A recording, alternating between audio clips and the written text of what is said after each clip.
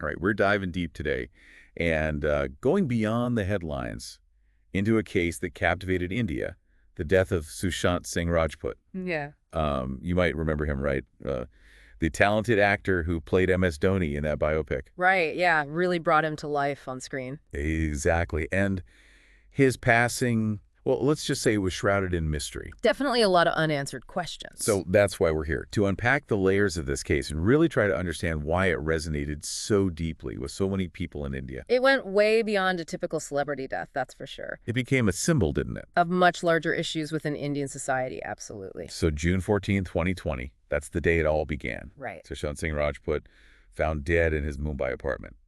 Initial reports, suicide by hanging, no note found. Yeah, and right from the start, this sparks public disbelief, right? Yeah. A successful career, no obvious signs of trouble. It planted those seeds of doubt. But it's like, why? Why would someone at the peak of their career just suddenly end it all? So the Mumbai police, they launched an investigation, right? Of course they had to. Over 50 interviews, talked to his girlfriend, Rhea Chakraborty, family members, Bollywood figures, everyone. Thorough investigation, trying to piece everything together. And their findings, what was it? They found that Rajput had been seeking treatment for depression. He was on medication. Okay. The post-mortem confirms death by hanging, rules out foul play. Seems pretty clear-cut, right? Right. Officially, suicide, case closed. But here's the thing. The whispers, they didn't stop. They actually grew louder. Yeah, and the media played a big role in that. Oh, absolutely. The media coverage, I mean, it was intense. Intense is an understatement. It was a frenzy. It felt like every channel was consumed by it. Why do you think that is? What made this case such a media sensation? Well, I think it went beyond just regular reporting. Some channels, they went into overdrive, speculating, almost accusing people before any facts were even clear. And the public were bombarded with all this information, all these different theories. It's hard to know what to believe.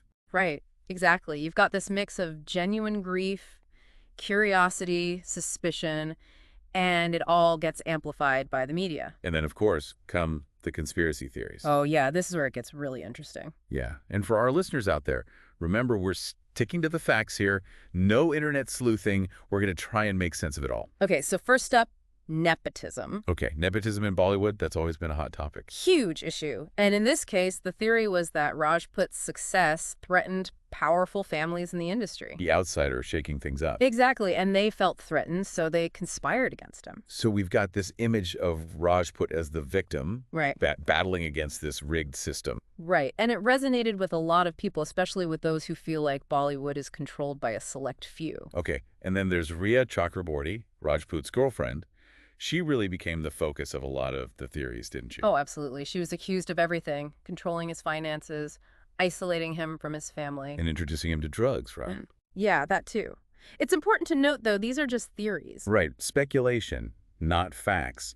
But you can see how this case really tapped into this deep-seated distrust of the Bollywood elite. For sure, and it became a way for people to voice their concerns about the industry, the power dynamics, the exploitation. And then things escalate even further, right?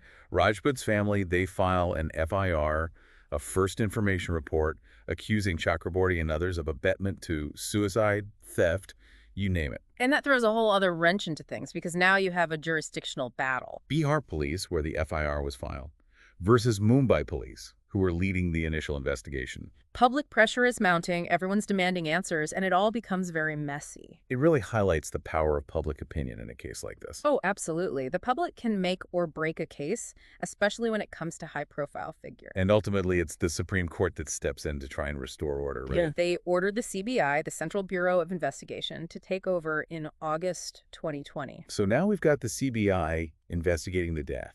The Enforcement Directorate, the ED, looking into the financial allegations. And then you have the Narcotics Control Bureau, the NCB, entering the scene because of the drug allegations. It's a whirlwind of agencies, each one trying to untangle a different thread of this complex case.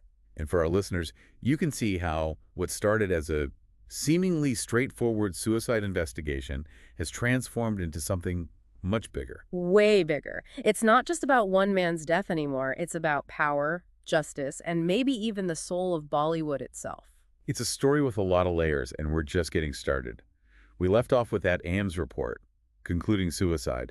But even with that, it felt like this case was far from over. Oh yeah, definitely not the end of the story. Rhea Chakraborty, Rajput's girlfriend, she really became a central figure in all of this and the target of a lot of public anger. Yeah, she was at the center of the storm. So let's break down the specific allegations against her, the big one being abetment to suicide. Right, a very serious accusation. Meaning she was accused of somehow encouraging or assisting in Rajput's death. Yeah, essentially being held responsible for his suicide. That's heavy stuff. So what evidence did Rajput's family actually present to back up that claim?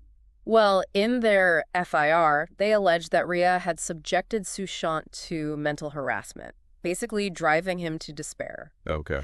They claim she isolated him from his family and friends, made his mental health even worse. So they're painting this picture of her as manipulative, controlling, ultimately responsible for pushing him to this tragic end. Right, they're saying she created an environment that led to his suicide. But, and this is important, these were allegations, not proven facts, right? Absolutely, crucial to remember that. And Rhea, she denied all of these accusations throughout the entire investigation and legal proceedings. Yes, she maintained her innocence from the very beginning. We also talked about the financial accusations, right?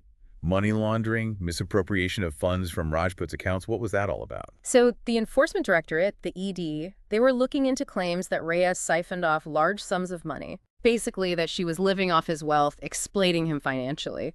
So on top of the emotional turmoil of the suicide investigation, you have this whole other layer of financial accusations. Yeah, it just added fuel to the fire, right? Made the public even more suspicious of her motives. And then there's the drug angle, which brought in the Narcotics Control Bureau, the NCB.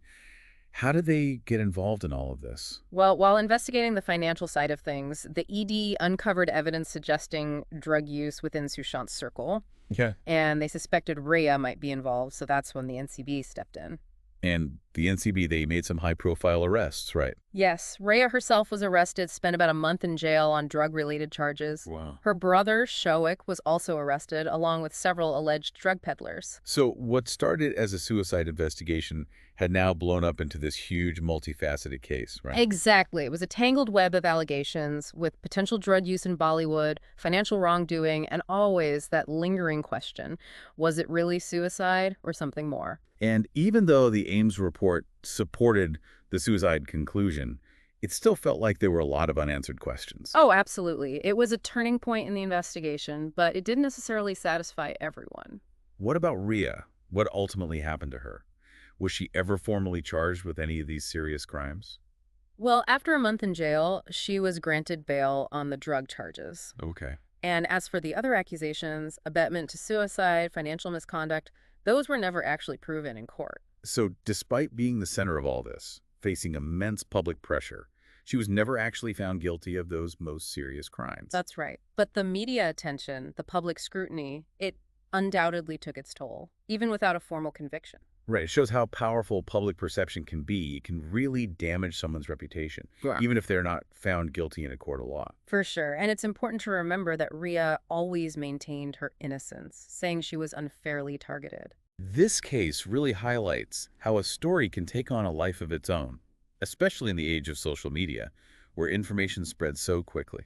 Absolutely. It's a reminder that we need to be critical of what we see and hear and remember that there are always multiple sides to every story. So beyond the specifics of the investigation, did this case have a lasting impact on Bollywood? Did it bring about any real change? Well, it definitely reignited the debate about nepotism in the industry. People were outraged by the perceived favoritism and power dynamics. Okay. There were calls for more opportunities for outsiders, for a fairer and more transparent system. Did those calls lead to any tangible action? Did we see any actual reform within the industry? There were some shifts, yeah. We started seeing more fresh faces, actors from outside those traditional Bollywood families. Okay, so more diversity in casting. Right, and there was also more open discussion about mental health within the industry, recognizing the pressures and the need for support systems. It seems like this tragic event, in a way, forced Bollywood to take a hard look in the mirror, to confront some uncomfortable truths. Yeah, I think that's a fair assessment. And while the changes might not have been as sweeping as some people wanted, it's clear that the Sushant Singh Rajput case left a mark. And the impact It went way beyond Bollywood, didn't it?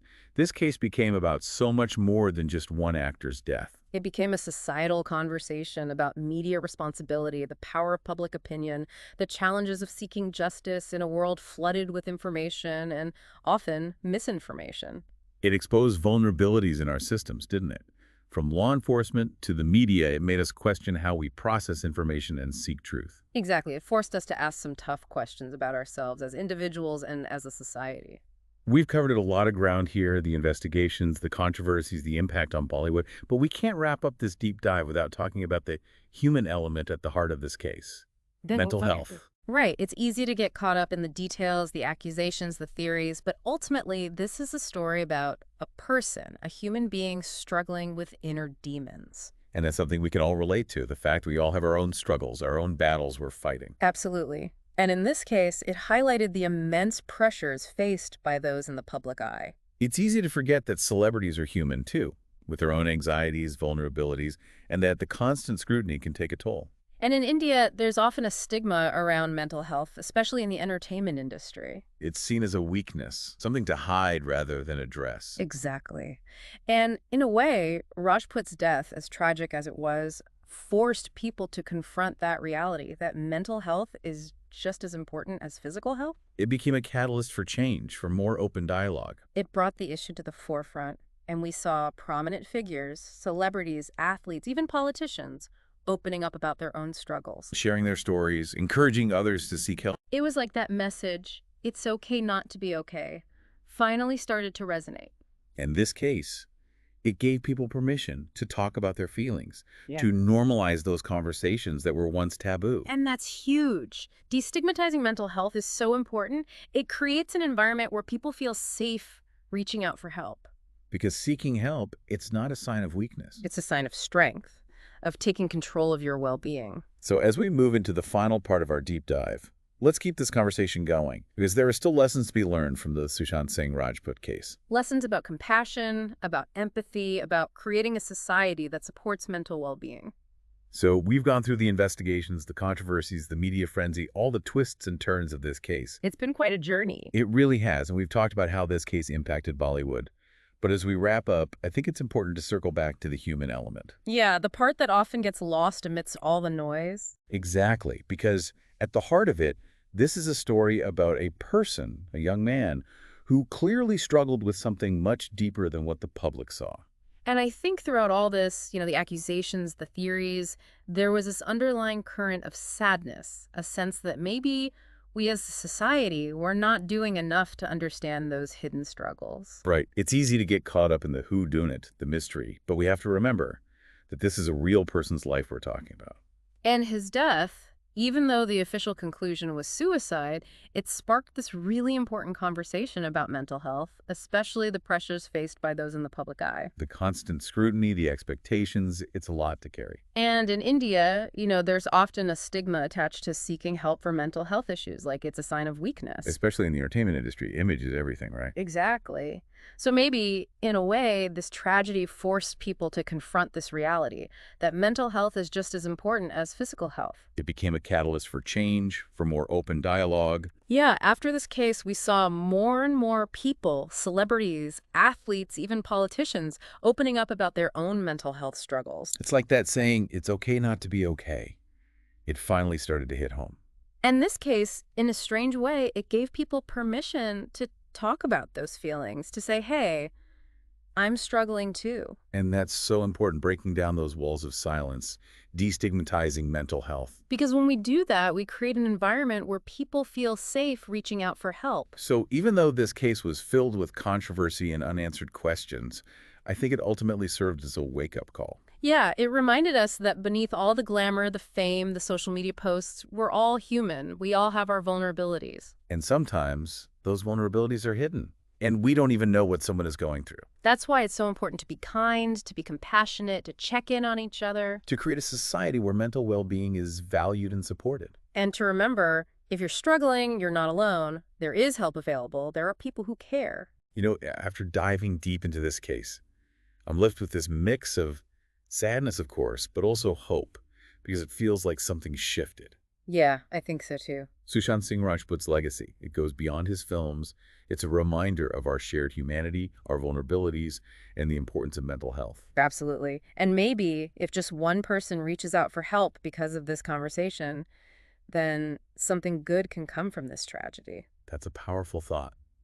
This has been the Deep Dive. Thank you for joining us. And until next time, keep exploring, keep questioning, and most importantly, take care of yourselves and each other.